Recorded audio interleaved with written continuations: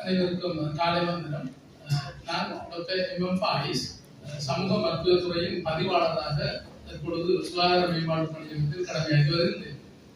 இன்று உலக உணவு பாதுகாப்பு தினம் மற்றும் உலக குருதி வழங்குதல் தினம் தொடர்பாக இங்கு விரிவாக கலந்துரையாடப்பட்டது. முதலிலே உங்களுக்கு தெரியும், ஒவ்வொரு வருடமும் ஜூன் மாதம் 7ஆம் தேதி உலக உணவு பாதுகாப்பு தினம் அனுசரிக்கப்பட்டு வருகின்றது. இதனை ஒட்டியதாக இன்று உணவு பாதுகாப்பு தொடர்பாக பல்வேறு தலைப்புகளில் விரிவாக ஆராயப்பட்டது. வருடந்தோறும் உலகளாவிய ரீதியில் 600 மில்லியன் மக்கள், அதாவது 10இல் 1 என்ற வகையில் இந்த பாதுகாப்பற்ற அல்லது அசுத்தமான உணவு காரணமாக நோய்வாய்ப்படுகின்றனர். அதில் பலர் இறங்குகின்றனர்.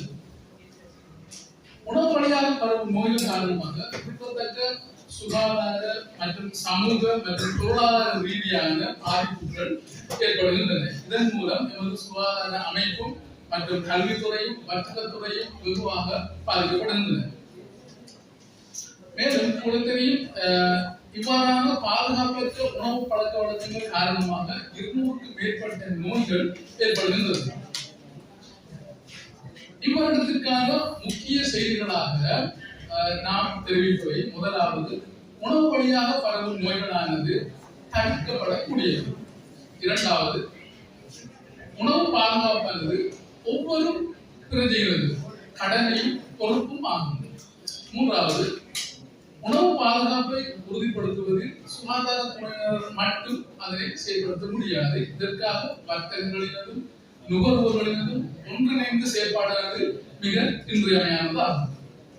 அந்த வகையிலே பாதுகாப்பான உணவை வழங்குவதற்காக பல வகையான ஆலோசனைகள் இங்கு முன்வைக்கப்பட்டுள்ளன.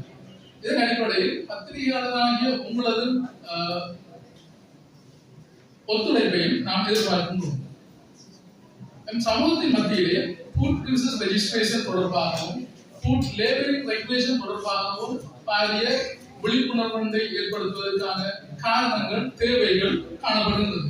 அதனுடைய முக்கியத்துவங்கள் விரிவாக கலந்துரையாடப்பட்டது. மேலும் பொலித்தீன் பாவனை அல்லது பொலித்தீன் பாவனை மற்றும் பிளாஸ்டிக் பாவனையின் போது நான் ஃபுட் கிரேட் தொடர்பான பிளாஸ்டிக் பாவனை தொடர்பாகவும் விரிவாக கலந்துரையாடப்பட்டது. தற்போதுள்ள பிஸியான பழக்க வழக்கங்கள் காரணமாக பொலித்தீன் பைகளில் சூடான உணவுகளை பொதி செய்து பகிரப்படுவதும் அதனை பயன்படுத்துவதும் இன்று வெகுவாக கூடிக்கொண்டு வருவதை அவதானிக்க முடிகிறது.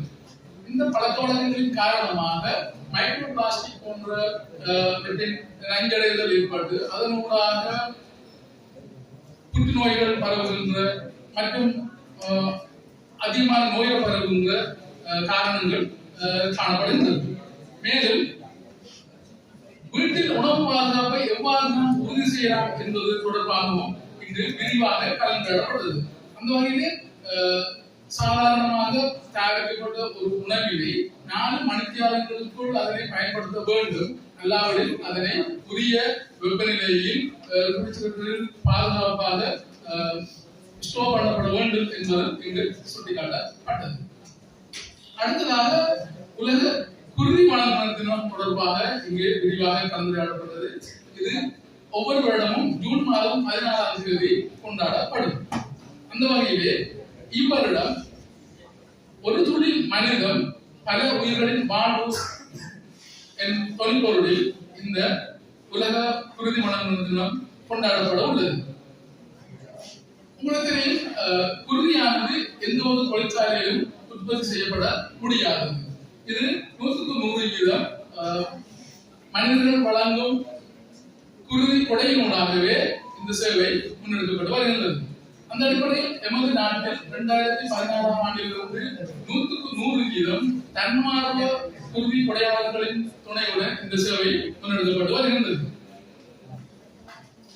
இந்த அடிப்படையில் வருடந்தோறும் சுமார் 5000க்கும் மேற்பட்ட நடமாடும் சேவைகளின் ஊடாக 450,000க்கு மேற்பட்ட குருதி அலகுகள் தேசிய ரீதியில் விநியோகிக்கப்பட்டு வருகின்றன. இந்த அடிப்படையில் இந்த குருதி வழங்குகளை கௌரவிக்கும் முகமாக இவ்வருடம்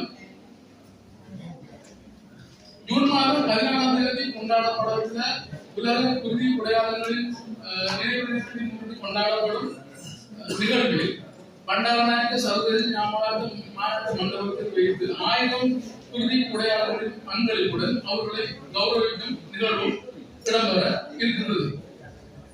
இந்த இடத்திலே நான் ஒரு முக்கியமான ஒரு வேண்டுகோளை முன்வைக்க விரும்புகின்றேன்.